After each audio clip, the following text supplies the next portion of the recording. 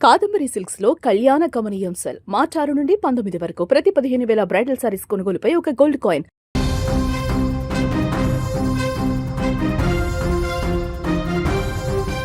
అగ్రరాజ్యం అమెరికా ఇప్పుడు double attack ఎదుర్కొంటుంది. ఒకవైపు పశ్చిమాసియాలో యుద్ధం కొనసాగించేందుకు అమెరికా తలపట్టుకుంటుంటే, మరొక వైపు వేలాది అమెరికన్ కంపెనీలు వాడేటువంటి అత్యంత కీలకమైన యాక్స్ఏస్ అనే ఓపెన్ సోర్స్ సాఫ్ట్వేర్ ప్యాకేజీని ఉత్తర కొరియాకు చెందిన సైబర్ నేరగాళ్లు హ్యాక్ చేయడం ఇప్పుడు ప్రపంచవ్యాప్తంగా సంచలనం సృష్టిస్తోంది.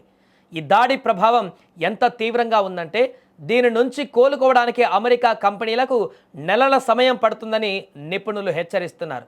సరిగ్గా ఇదే సమయంలో మిడిల్ ఈస్ట్లో ఇరాన్తో యుద్ధం చేసేందుకు ఆ భారీ ఖర్చును భరించేందుకు అధ్యక్షుడు ట్రంప్ నిధుల కోసం నానా తంటాలు పడుతుంటే, అటు కిమ్ జోంగ్ ఉన్ హ్యాకర్లు మాత్రం అమెరికా సొమ్మునే దోచుకుంటూ ఆ దేశానికి తలనొప్పిగా మారుతున్నారు. నిజానికి ఇది నెత్తురు చుక్క చిందని యుద్ధం. ఒక సాఫ్ట్వేర్ డెవలపర్ ఖాతాను తెలివిగా హ్యాక్ చేసిన ఉత్తర కొరియా కేటుగాళ్లు సాఫ్ట్వేర్ అప్డేట్ల పేరుతో విషపూరితమైన కోడ్ను వేలాది కంపెనీల సిస్టమ్స్లోకి పంపించేశారు. ఆర్థిక వ్యవస్థలోని ప్రతి రంగానికి చెందిన కంపెనీలు ఈ యాక్స్యోస్ సాఫ్ట్వేర్ను వాడుతుంటాయి. డెవలపర్ తన అకౌంట్ను తిరిగి స్వాధీనం చేసుకునే లోపే జరగాల్సిన నష్టం జరిగిపోయింది. ఒకవైపు ఇరాన్పై దాడులకు సిద్ధమవుతున్న ట్రంప్కు ఈ సైబర్ దాడి కోలుకోలేని దెబ్బ అని విశ్లేషకులు భావిస్తున్నారు. మధ్యప్రాచ్యంలో యుద్ధం చేయడానికి బిలియన్ల కొద్దీ డాలర్లు కావాలని ట్రంప్ ఆరాటపడుతుంటే, కిమ్ మాత్రం అమెరికాలోనే బ్యాంకులు, క్రిప్టో కరెన్సీ సంస్థలను టార్గెట్ చేస్తూ అడ్డగోలుగా సొమ్మును కొల్లగొడుతున్నాడు.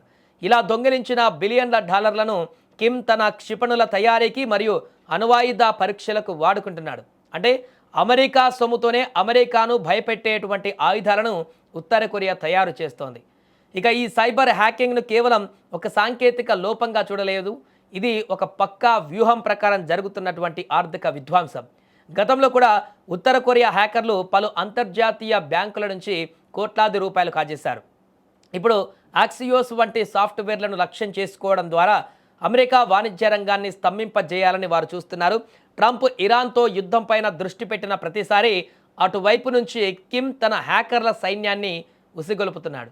ఒకవైపు క్షిపణుల యుద్ధం, మరోవైపు డిజిటల్ యుద్ధం. రెండింటి మధ్య అమెరికా ఇప్పుడు నలిగిపోతుంది. ఈ సైబర్ దాడుల ద్వారా వస్తున్న సొమ్ము కిమ్ యంత్రాంగానికి ఆక్సిజన్లా మారుతుంది. అమెరికా కంపెనీల డేటాను చోరీ చేయడం ద్వారా మరియు వాటి ఆర్థిక మూలాలను దెబ్బతీయడం ద్వారా కిమ్ తన ఆధిపత్యాన్ని చాటుకుంటున్నాడు. సాఫ్ట్వేర్ రంగంలో ఉన్న లోపాలను ఆసరగా చేసుకొని అమెరికా కంపెనీల ఐటీ వ్యవస్థలను నాశనం చేయడం ద్వారా వారిని కోలుకోలేని విధంగా దెబ్బతీయడమే ఉత్తర కొరియా అసలు ఉద్దేశంగా కనిపిస్తోంది.